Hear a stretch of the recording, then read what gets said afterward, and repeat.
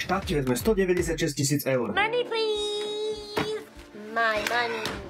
Ale neboj, určite idú do moderného zdravotníctva.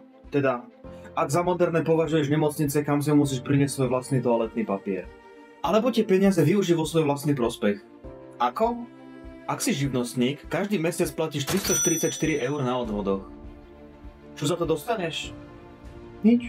Stačí prejsť na SRO a tvoje odvody klesnú na 85 eur mesačne. Mesačne tým ušetríš až 259 eur. Ak tieto peniaze investuješ s výnosom aspoň 8% ročne, za 23 rokov budeš mať 196 000 eur. I'm really rich. I'll show you that in a second. To znamená doživotnú rentu až 650 eur mesačne.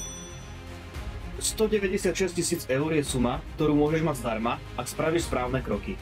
Ak chceš vedieť viac o tom, ako ušetriť, zabezpečiť si budúcnosť a konzervatívne zhodnocovať svoj kapitál, tak ma sleduj.